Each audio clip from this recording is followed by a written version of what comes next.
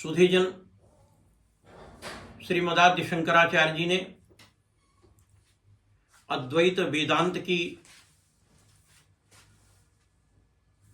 पताका को पूरे विश्व में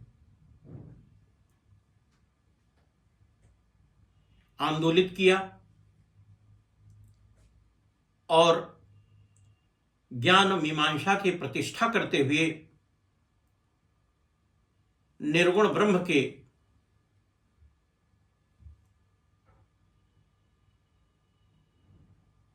तत्व की अद्भुत अलौकिक और विलक्षण विवेचना प्रस्तुत की है। कालांतर में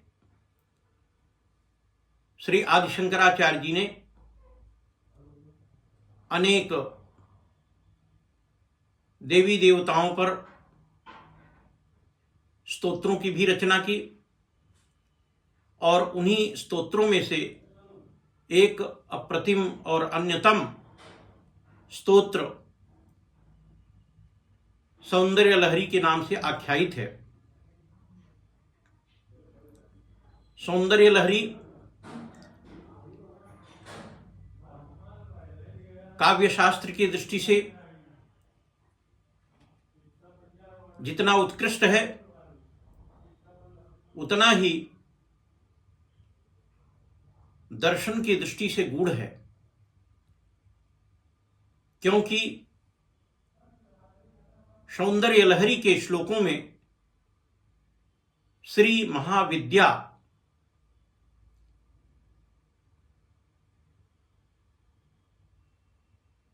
की अव्यंजना श्री आदिगुरु शंकर ने की है। प्रायः सभी श्लोकों में बीज मंत्र निरूपित हैं और सभी श्लोकों से श्री यंत्र की निष्पत्ति होती है। सज्जनों, शिव और जीव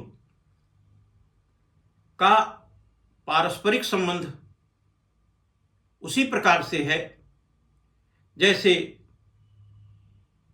अग्निपुंज और चिंगारी का संबंध होता है। इसलिए जीव शिव से पृथक नहीं है। शिव के जितने भी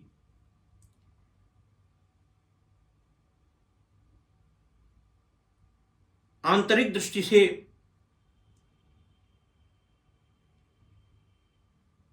शक्ति तत्व निगमित किए गए हैं वह कमोबेश जीव में भी परिलक्षित होते हैं, किंतु जीव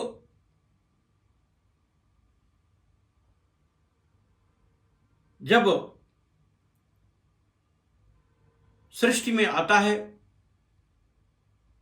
तो शिव से उसका जो अभिन्न संबंध है वह तो रहता है, किंतु इस जगत में आने के बाद उसमें आणविक माइक अनेक प्रकार की कमियां परिलक्षित होती हैं, तथापि शिवत्व के सारे गुण कमोवेश रूप में न्यूनाधिक भाव में जीव में विद्यमान होते हैं। सज्जनों, सौंदर्य लहरी के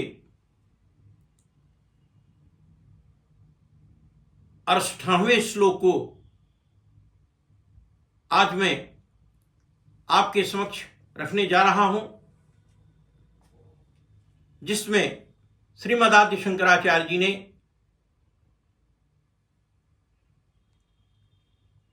श्री राजराजेश्वरी महात्रिपुर सुंदरी भगवती के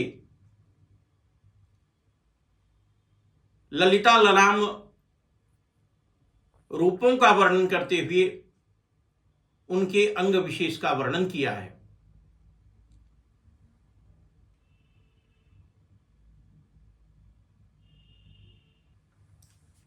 सुधीजन, इस 68वें श्लोक में श्री मदाद्य शंकराचार्य जी ने मां भगवती हिमगिरी सुता के अंग विशेष ग्रीवा का बड़ा ही मूर्तिमंत चित्रण किया है। आज उसी श्लोक को मैं आपके समक्ष रखने जा रहा हूं। भुजाश्लेषा नित्यं पुरदमयितुः कंटकवती तव ग्रीवाधत्ते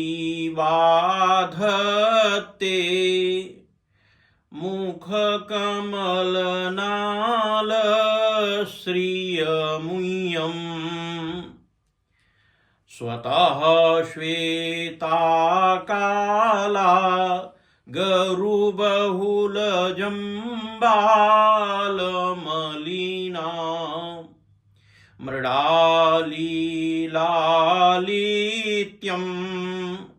वहति तदधोहारलतिका। सज्जनों, इस श्लोक का जो शाब्दिक विमर्श है वह यह है कि हे देवी मां भगवती श्री राजराजेश्वरी, त्रिपुर का दमन करने वाले शिव की भुजाओं के आलिंगन के कारण नित्य रोमांच युक्त हुई आपकी यह ग्रीवा मुख रूपी कमल की नाल की शोभा धारण कर रही है। स्वतः श्वेत वर्ण उस ग्रीवा के नीचे काले अगर के अतिशय चंदन रस रूपी जंबाल से मलिन हुई हार रूपी लता मृडाली का सौंदर्य धारण कर रही है। अर्थात शुभ्राति शुभ्र जो कमल ग्रीवा है मां भगवती की, उस ग्रीवा का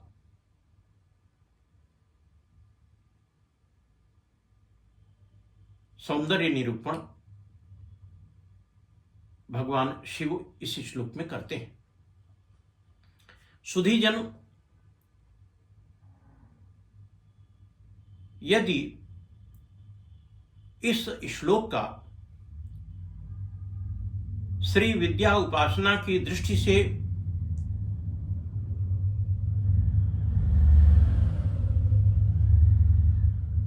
विमर्श किया जाए तो जिस श्री यंत्र की निष्पत्ति होती है वह त्रिकोणात्मक है और उसके मध्य भाग में ओम ह्रीम ह्लीम बीजाक्षर मंत्र टंकित होता है। सज्जनों, यदि इस श्री यंत्र को स्वर्ण कमल पत्र पर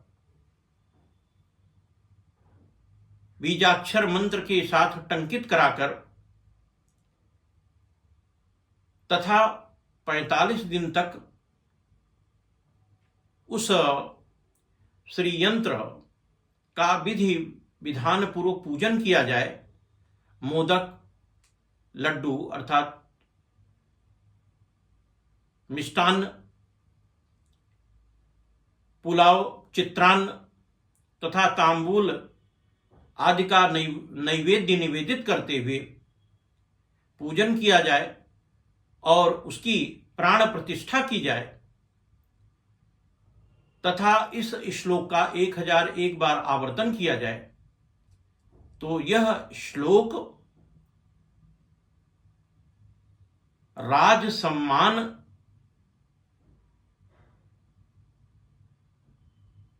में श्रीवृद्धि कर देता है। अर्थात साधक को राज सम्मान की प्राप्ति होती है।